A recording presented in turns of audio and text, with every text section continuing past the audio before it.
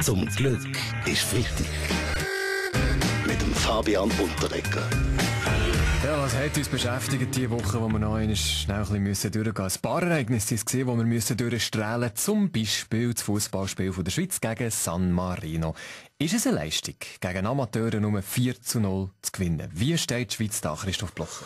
Muss ich sagen, Herr Toriani, gegen so einen kleinen Gegner kann jeder antreten. Ich nehme wenigstens mit der EU auf.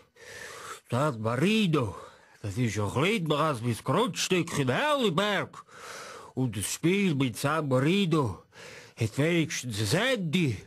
Im Gegenfall von der Lampe mit der EU. Und wie werten wir jetzt das aber sportlich, das 4:0, wo doch schon ein bisschen ein Knorz war? Roger Federer zum Beispiel? Ja gut, oder? Ist ja klar, auch kleine Gegner kann man machen, oder? Ich habe gerade 4 davon daheim, oder? Oder 6 oder 8. Wie viele Kinder sind letzte Woche eigentlich dazugekommen? Ja gut, mehr als der lausige Schweizer Sieg über San Marino hat ja das Spiel Albanien gegen Serbien zu reden gegeben. Zuerst ist da eine Drohne mit einer Fahne von Grossalbanien durch das Stadion geflogen, dann haben Spieler geschlägelt und dann ist das Spiel natürlich abgebrochen worden. So viel Unsportliches geht auf einen Klapp. Simi Ammann, wir Pfarrerstöchter können da nur noch den Kopf schütteln. Gell? Heitere Fahne.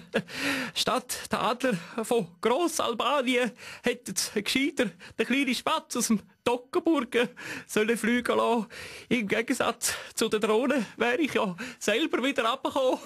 Voll geil! Und dann noch gerade etwas, was uns beschäftigt hat. Heute Morgen lesen wir es wieder. Gestern hat Apple schon wieder neue Produkte präsentiert. Kurz zusammengefasst, der Trend geht weiter. Alles wird schneller und dünner, schreibt die Weltwoche. Gleich etwas dazu, Roger Köppel? Meine Weltwoche wird auch laufend dünner. Um was geht's? Dünne Fakten kann man biegen wie ein iPhone. Und weil wir schon sehr früh auf neueste Technologie gesetzt haben, kann jeder unsere dünne Weltwoche selber verbeugen und auch wieder gerade beugen. Wir sind dort Apple. Der Apple ein entscheidender Schritt voraus. Das Einzige, was sich nicht beugen lässt, das bin ich. Ja, gut. Ich frage gleich noch schnell in die Runde. Muss man denn überhaupt das haben? Muss gegen alles noch dünner werden, Roger Federer? Ja gut, oder? Bei der Amerika ist genau das Gegenteil der Fall, oder? Und dafür hat sie beim Speicherplatz zugelegt, wie die 4, 6, 8 oder 12 Zwillinge beweisen.